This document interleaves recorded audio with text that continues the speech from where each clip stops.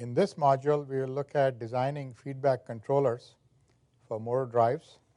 We will look at the objective, definitions, cascaded control, steps in design, average representation of power processing unit, and we will take DC motor drive as an example, though these can be applied to any type of motor drive, and also a structure of PI controller, which we will use later on.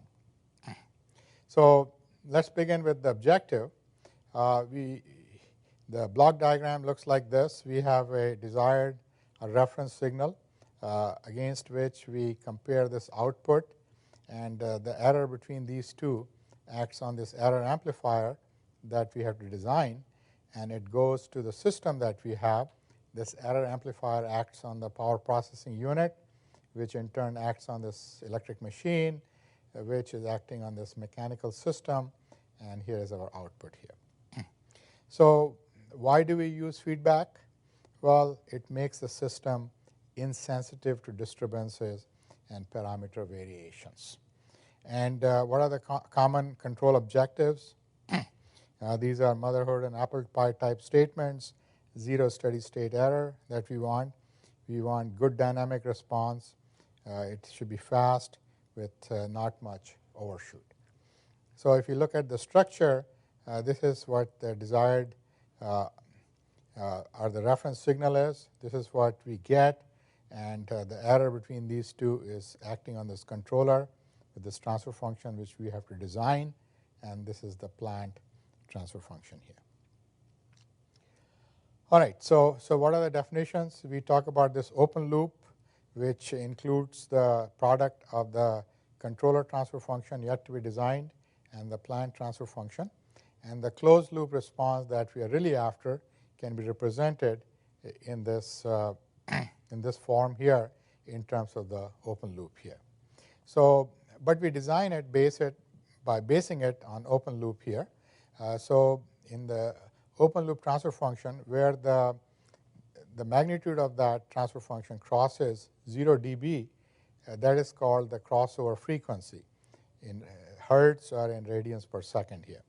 And then we have a gain margin, but we mostly will deal with phase margin over here. Phase margin is where the phase of this open loop transfer function is with respect to minus 180. So this is the phase margin over here at the crossover frequency. So this is the crossover frequency f sub c over here. All right, and so that's what we are basing it on. And in order for closed loop bandwidth to be as high as possible, we would like this crossover frequency to be high, and that will give us a fast response. So what we generally have in drives is this cascaded control, where the innermost loop is the torque loop, which should be the fastest, and then so this is the torque current loop here, and right here, and then outside of that we have the speed loop, which is somewhat slower than the torque loop, and then we have the position loop on the outside, if there is a position loop. If you're trying to control position, it's not always the case, then it's the outermost and the slowest loop. So what are the steps in designing the controller?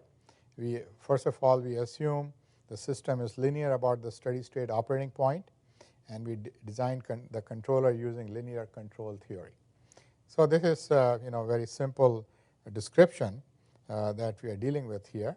And then for large signal oscillations, we ought to simulate the system and tweak the controller as necessary, because under large signal, large changes, the system may hit the limit, and it is not really linear, and therefore we need to so-called tweak the controller here.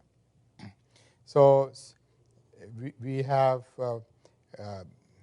will take the system and assume it to be in steady state, and around that steady state operating point, we are designing this controller for small signal variations here.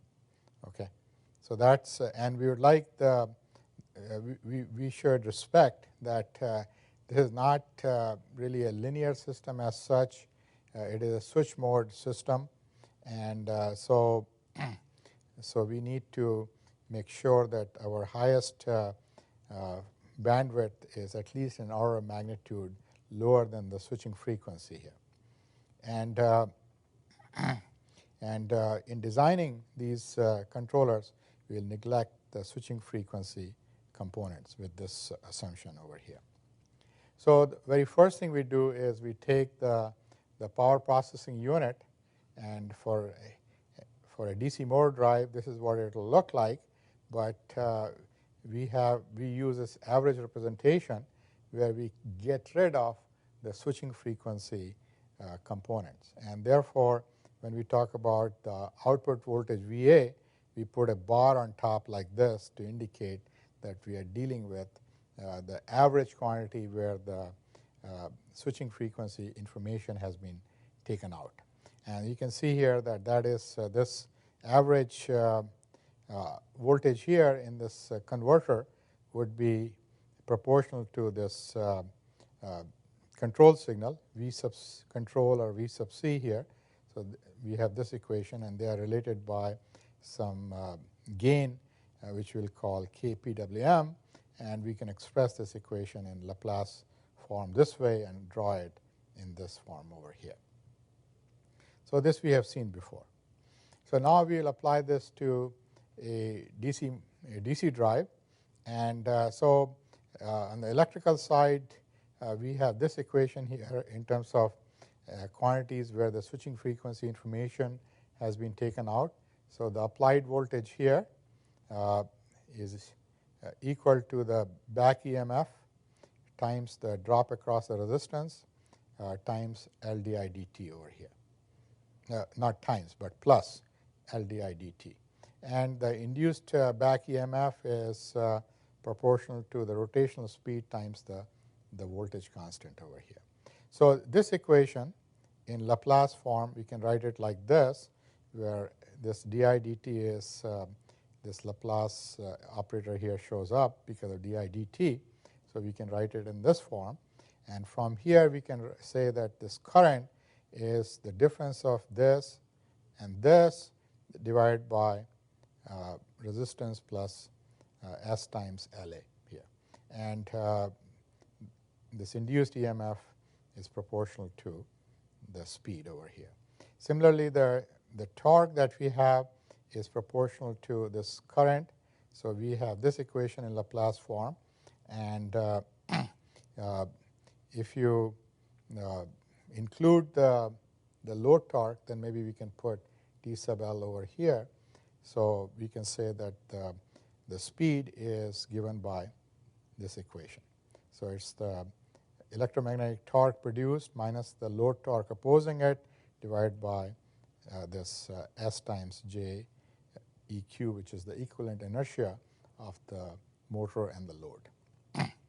So these are the equations, and these equations then can be represented in this block diagram form, where speed times K sub E is EA, and VA minus EA times this will give us the current from this equation. And if you multiply that by torque constant, it gives the electromagnetic torque. Subtract the load torque from it. The difference between these two is the acceleration torque, which acting on this inertia gives us the speed. So all these equations can be combined into this block diagram form. And then I will use this PI controller later on, because in torque and speed loops, if you want zero steady state error, then we should have an integral control as well. So you can see here, this is the reference, this is the actual, the error between these two. In this controller, we have a proportional path over here, where this is the gain of the proportional controller. And then similarly, this is the gain of the integral controller. So this is the integral part, because we have S in the denominator. And on the top here, we have the proportional controller, and K sub P is the gain of the proportional controller, and K sub I is the gain of the integral controller. So these two together would be something which we'll call PI controller.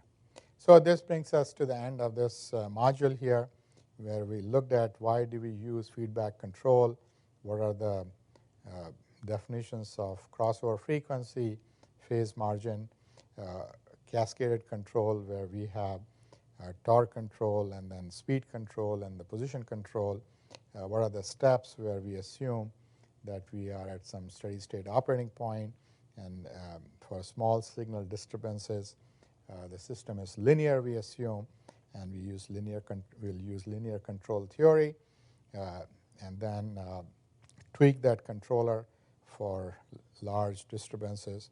And in doing so, we want to get rid of the switching frequency, so we use the average representation of the power processing unit, and we take a DC motor drive as an example where we'll use this PI control.